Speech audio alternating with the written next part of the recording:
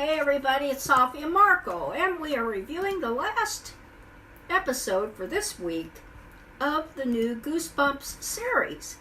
And the title of it is Reader Beware. Not Viewer Beware, but Reader Beware. And as far as I know, there is no such story in the Goosebumps series. So maybe it'll be judged differently. But I don't know. It's just kind of actually a coming together of all the characters and trying to figure out what is going on with this little boy, their parents, it's the house. It's the Breakfast Club, but trash. Okay, I've never seen that movie, but whatever. And the title doesn't even make any sense either because, no. Spoiler alert, the episode is about a haunted scrapbook, and you don't read a scrapbook, you look at the pictures, so you're viewing the pictures, so the title doesn't even make any sense in conjunction with the episode. Yeah, but I guess the scrapbook, Mr. Brat, who is possessed by the Biddle Boy, sorry, brings the scrapbook into Margot. Margot's the last kid. She's the daughter of the guidance counselor. She's the last kid that they haven't told a story about. And her father, the guidance counselor, he didn't go to school there, so he doesn't know anything. It's her mother that it involves from the past, when she went to school with the Biddle Boy. So he brings her, he said, oh, it has some pictures in it of your mom, and I thought you might be interested in looking at her. And so she's sitting in the library, and I don't know, should we talk about what happened before that with their mother, Nora? Well, there's a lot of boring soap opera, indie teen drama going on where the Go Eat Worms boy, he's got to stay at the house with the counselor and Margot, and there's already like a love triangle with him, Margot, and Isaiah, and so that's what we all wanted in Goosebumps. We wanted a love triangle between a jock idiot who hides his feelings for the girl forever, and then like a bully who's misunderstood, but he never really, they never really did the arc of him stopping being a bully, by the way. Like, that was totally mishandled trash, and that's just not very good. Well, his Love girlfriend, triangle. He breaks up with her. That's Allison, the bully, and we don't see that. And then he has this discussion with James, and he says, James says, that boy Lucas, he's real straightforward. He'll come right out, and if he is interested in her, he's going to tell her. And he said, but you, on the other hand, have been beating around the bush for years and saying, oh, she's just my friend, she's just my neighbor, she's just this, she's just that. My girlfriend's Allison. So he said, yeah, you might have some competition. So anyway, I just thought but not really though, because she has seen him defeat a worm monster, and Isaiah she has not seen do anything really badass. So not really. There's not really any competition to me. Maybe he thinks because he's a superstar football quarterback. Which football quarterbacks can be superstars, but in high school, I'm not sure about that. But anyway, he may think that that's something special too. So anyway, so you have that, and Lucas actually is interested in her, and they're going to have a meeting with the kids, and they walk there. And he tells her he's always been interested in her, and he respects her, admires her, appreciates the way she treats him. Like, just takes everything he says tongue-in-cheek and not gets down on him for, like, everything. And so he appreciates it. So anyway, they share a kiss. So we've got a little love thing going in the middle of all this chaos. So we have that, and then we have Nora. Nora is in some kind of psychiatric hold. I don't know which one. It must be the longer one. And of course, guess who's treating her? Carly Beth, well, we just call her that. Carly Beth's mother, who is a biatch. She's still a CUNT. And she's feeding her medication so she can keep her high. And it's probably for schizophrenics. So it's bad. And she really doesn't need it. She's not having hallucinations. She's seeing things that are really there, but because nobody else can. And she tells all these people, the police especially, that's their job, is to put somebody who they think is crazy, a danger to themselves or to others, in a psychiatric hold. So she's in charge of her care, which I think is a conflict of interest in reality, because they know each other, and they also share a secret. And the woman, Carly Beth's mother, I wrote her name down, I'll have to find it when Marco's talking. Nurse Ratchet. She's keeping it quiet. And she wants the secret never to come out. Yeah. Okay, so Marco, go ahead. Well, so this group of kids, they basically become, as I said before, like a really retarded version of the Breakfast Club. And, just nothing is interesting this episode. It's very, very, like, filler-ish. Like, it feels a lot like, oh yeah, it makes sense for this episode to be released with other episodes, because it doesn't feel like if you release this episode all by itself that people would be, like, really excited about it, because hardly anything happens. Like, there's a haunted scrapbook. We get, like, 3 scenes from an origin that still I'm not really sure of, like, what is... It's 1993. What is Harold's origin, though? Like, what is the story? Like, we don't even... Yeah. We see him interacting with this one girl. I can't remember which mother it was. Okay, mother, let's see, I've got it here. Victoria is the Carly Beth mother, drugging Nora, and Sarah is Marco's mother. Yeah. So it's Sarah. We see Sarah with him the most, the middle boy. Yeah, it seems like, I guess he had a crush on her or something. I don't really know. Like, it's more like they're just friends, I guess. I'm not really sure at all. And then in another scene, he says he feels like he's in danger. So I really don't... And then finally they show him getting burned in the Biddle house. And then they show the parents as kids talking about how they're going to cover it up as they run out of the house with gasoline and stuff. And I don't... Like, if that's all they tell about the origin story, then that's trash. Like, I really hope at the very least that they reveal everything else that happened or why it happened, because I had trouble seeing the last part because it was so dark. Yeah. Like, the show, one thing we haven't really emphasized is that it's very dark and dull and colorless, and it's really ugly to look at, which is completely contrary to Goosebumps. So that's another issue with the show. And as I've told Marco, I don't know what it is with these people.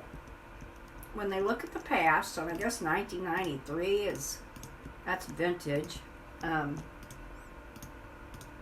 People like color. You look at the dishes in the past, they're not colorless. Yeah, there might be some, but I mean, for the most part, and even today, what people are buying, they buy vintage things. They like things with color. And this thing where they zap all the color out of the picture is nonsense. And also, you can't see what goes on. We've talked about this before for other shows. I've had to rewatch things over and over and over again.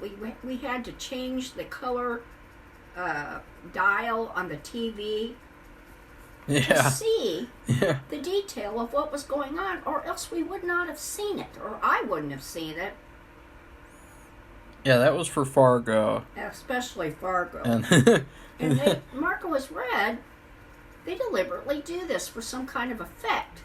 The new law effect, but that's BS. well, I don't know why. Like a lot of people too, a big problem because I'm not really sure why the standard has become to suck out all the color, other than there's this weird belief where like I looked up on YouTube like how to color grade footage, and a lot of the videos it seems like the standard is to suck out all the color, as if that makes a video look more professional and like a film, and to me it makes it look like shit.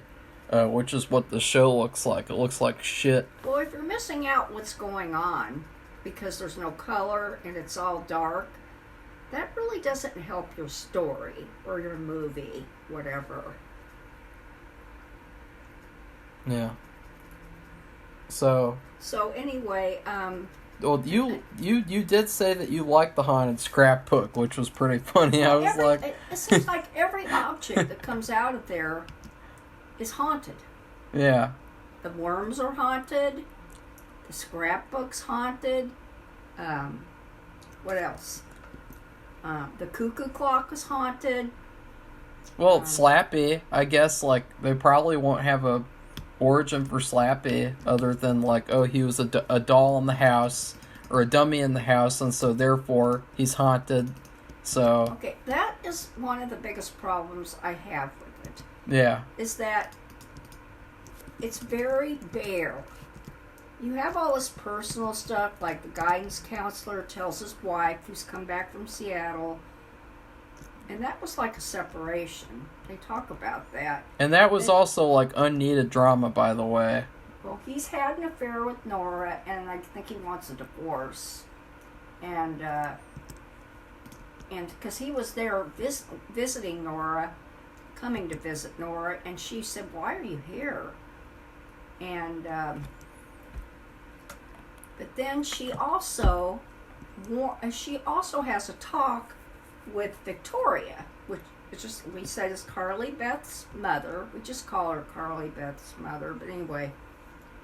And who's a biatch, and she says, "Why are you treating her? Why are you medicating her?" And she tells her all this stuff about, because she's been spouting out all this crap, that she's in like a psychiatric hold, that's what the cops are supposed to do. And she said, we've been hiding this, she didn't put it like this, but we've had this secret, and we have to keep it that way, or everything that we've built up is going to get messed up and go away. And so really, it's like an evil thing to keep the Nora quiet so their secret can't get out, and their kids are being haunted because of this. That the Biddle boy's taking it out on the kids to punish the parents for what they did. So anyway, at the end of all that, with the hospital, Sarah, Marco's mom, she warns Nora, says, "Stop taking that medicine, stop telling them all that stuff, or you're never going to get out of here." And then she leaves. And then we go to the scrapbook. And like Marco said, they show these scenes where when Margo looks through the scrapbook, it takes to certain places in it. It takes her to 1993, and she gets kind of like in a trance. And there she sees something going on, like we said, and he described the scenes. There was one that's on stage, there's one in a dark room, and then the other one is at the house. And that's when she sees the parents. They all see the parents because all the kids are with her. And they're coming out, they're all wearing hoodies. But remember, way back at the beginning, the very first episode, they showed him. And he was down in the basement, and he heard some knocking or the doorbell or something. He goes upstairs and he opens it up, there's nothing there. And then he did it again, and then he closed it, and then he started hearing all these weird noises, and he freaked out, went to the basement. What was them? It was those kids in his class. Victoria and Sarah and whoever else. Nora. And then this whole thing with the basement. Marco said he saw gasoline. I didn't see that. Yeah, they were carrying gasoline outside, but this whole sequence, I had a hard time telling what happened except for fire. Like, that's really, like, fire. Well, they leave him, and actually, Margot goes into the basement because I think Biddle took her down there or something to show her. And she gets stuck down there, and all the kids grab her and take her up out of there. And then they all see the parents coming out with their hoodies. They all seen the scene from 1993. And they say, oh, our parents are all murderers. Because actually, Sarah wanted to go back and rescue him, but the explosion happened so quickly. Of course, if they were using gasoline, what the hell did they expect? And they weren't going to have time to go back and help him. And then they couldn't do it even if they had wanted to. It was too late. So the thing is, they had with them that box that Biddle, the English teacher said, where is he? Where's my friend? And it's big enough to hold Slappy. But nobody ever says the word Slappy. Nobody ever says the word puppet. Nobody ever says anything. Puppet. Well, whatever you want to call it. Doll, puppet, Slappy. If they just said one word, it's kind of like, instead of just leaving it blank. And the only reason why we know, and maybe others who watch the series, they've watched and read about Slappy. Especially now, they have all those Slappy World books. Yeah.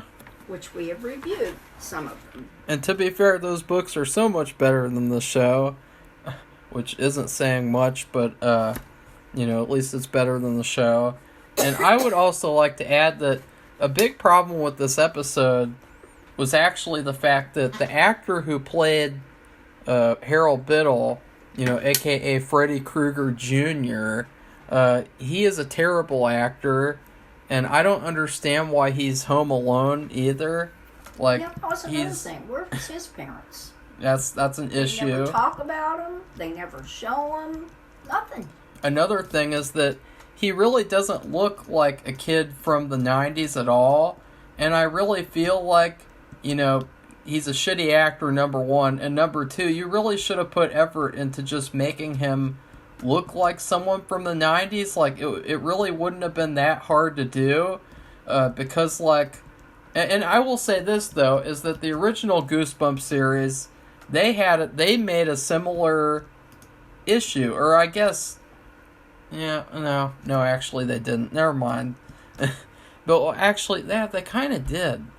Well, in the Phantom of the Auditorium episode, you have this kid, and spoiler alert for that story, he is a kid who's from like the early 1900s, and he waits until the 90s for some reason to try to be in this play again or help make this play about the Phantom, because he died and he was never able to complete the play.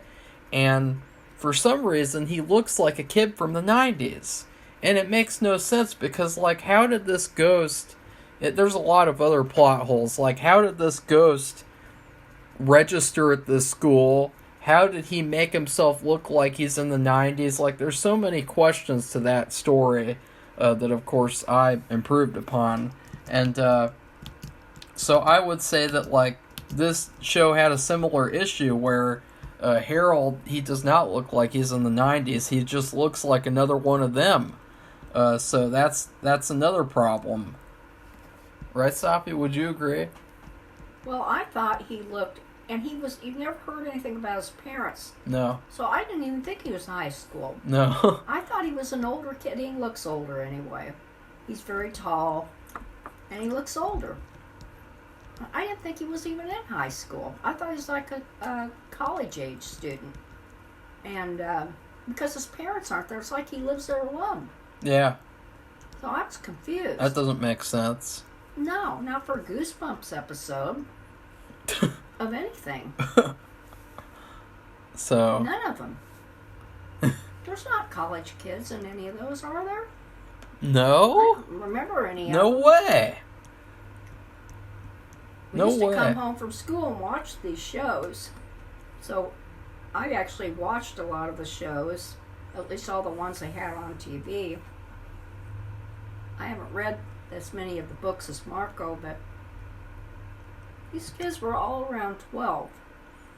Yeah, they're supposed to be 12 because what R.L. Stine likes to do is you make them 12, and kids who are not 12, they look up to the character because he is 12 and because they want to be them when they get a little older. So it's kind of like a strategic thing. And in this show, of course, that's totally ruined.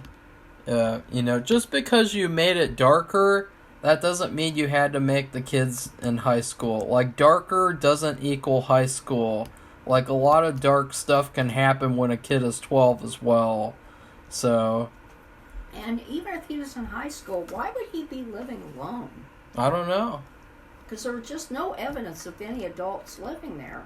That's why I was confused at the beginning. Yeah. And I just accepted it because it's not a very well done story. Yeah, because they probably didn't think about it because they're too Now they couldn't think about it. They're too busy thinking about I don't know what they're thinking about. Gen Z what do you call it? Language. What slang? They're too worried about using Gen Z slang and having Gen Z characters and making Gen Z stories and not really adapting the books that you bought the rights for. I mean, what a waste of money. Why would you buy the rights to a book that you don't adapt? That's what is so confusing. Another thing, too, is that, this was a total wasted episode.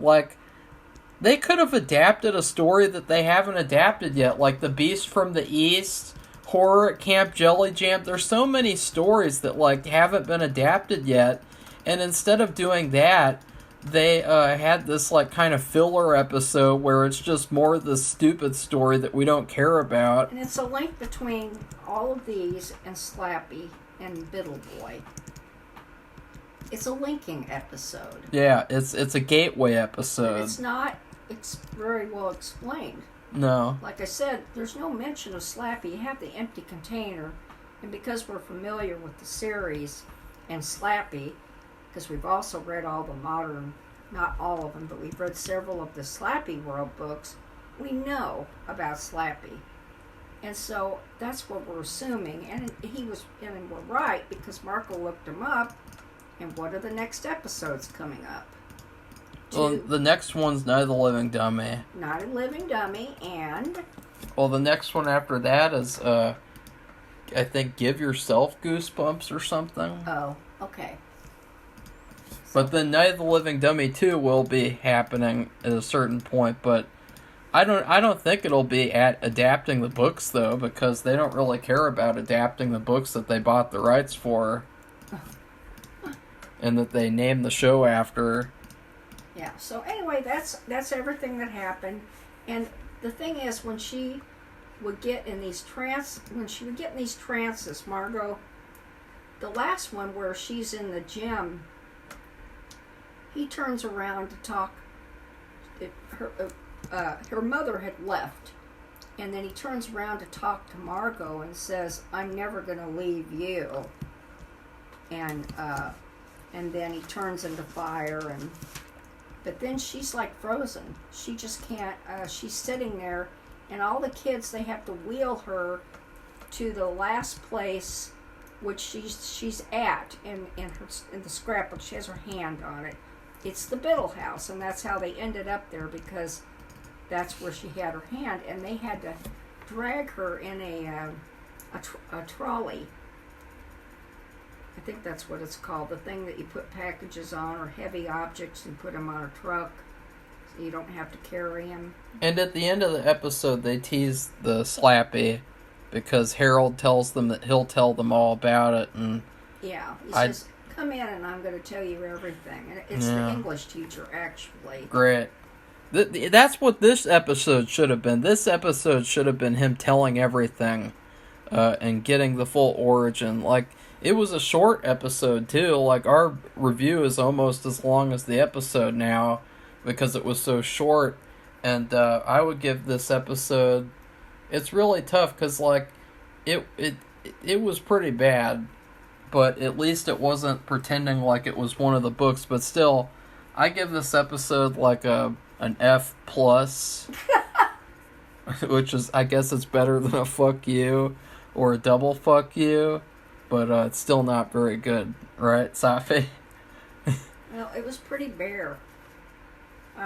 You said it was good, really though. It was kind of just like with the Hallmark moments or Lifetime / Hallmark moments, and then the guidance counselor telling his wife that he's been having an affair with Nora, and then Nora's in this not in a mental institution, but she's in the hospital, which is where she would be, and being drugged, nobody believing her, and so you have kind of all that drama. And then Margot's the last one to go through anything associated with an object in the house. And that's it. It's all the drama. So I know I'll give it a C. Yeah. Because I can't. And in the end, and I think that would have been good if they would have had the English teacher who's being possessed relate the story. Yeah, just do that story now. Like, Night of the Living Dummy is not about Harold Biddle's origin story, so I don't know what that's about. Like, Night of the Living Dummy is about two twin sisters who find Slappy in a dumpster because they're dumpster diving for some reason, and and then they also have Mr. Wood. And it's like, oh, is Slappy alive? Oh, no, actually, Mr. Wood is alive. And then Mr. Wood is fucking evil. He's an amazing villain. He fucks them up. And then they defeat him. And then they find out at the end, Slappy is actually alive, too. And he's like, now you kids are going to be my slaves. And it's like a very ominous ending. And it's like, oh, no, not doing that, probably. Because for the second time in a row, for the second series in a row, we are going to get a Goosebumps series that doesn't adapt the Night of the Living Dummy book. Because I don't know why. I don't know what they were thinking when they did this. Like, it's sickening. It's absolutely sickening.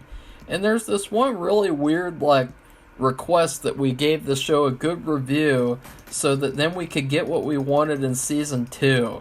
Like they magically would listen to us and be like, we will give you what you want in season 2 because you gave our show a good review. Like, no, I'm not doing that because, we give tons of helpful criticism and, just for an example of like what happens when we give criticism in general, pretty much the only time that I think that I've seen somebody take the criticism I guess, is with The Alienist. And what happened, their response to the criticism was in season 2, they made a character named Dr. Marco, and he was an evil guy who had an illegal abortion hospital. And so, like, it's very much like people don't take criticism anymore because they don't care. They just want to do what they want to do, and so fuck them. Like, this show was a huge drop in quality from the 2 movies, and the 2 movies were a huge drop in quality from the show. So at this point, Goosebumps it's not at a good place, and also with the whole House of Shivers series, which is a complete disaster. I mean, I don't know what that series is about. Goosebumps is in a bad shape. Yeah. So anyway, I think we're done, and if you and I'm through with it for the week. Yeah. You're tired? I'm tired. I'm starving. I know. Who's gonna cook? I have to cook dinner after I've done all this ranting all day. all ranting and or no cooking and all ranting makes Marco a dull boy. So Marco's gonna cook. Anyway, he's making salmon patties, cooking rice and broccoli. So it's gonna be a good dinner. I made the tzatziki sauce and got everything ready to be cooked. I prefer to take the copies of the show and cook them in a fire, and that would be a better dinner. So everybody, if you like this video, give it a thumbs up and become one of our subscribers so you can share your feedback, because we like to hear people's feedback. And I know Marco gets a little mad because sometimes we get these things where I guess we got a little comment who said, I don't even think you've read the books. That was like, I haven't. I haven't read the book. I read read Welcome to Dead House. The problem is with these people who write these comments that are completely irrelevant is that they decide what they want to think before they even click on the video. You know, they don't even listen to the actual videos or respond to anything in the actual videos. They just come in and say what they want to say because they have anger management problems or something. So, but that's just stupid. yeah, because you can see all the books that I've reviewed in the playlists. He has all the reviews of the books that he did. Yeah. It's there. Listen to him. That would be like telling me that I haven't seen any of the Avengers movies. Oh, boy. So anyway, goodbye, everybody. Bye.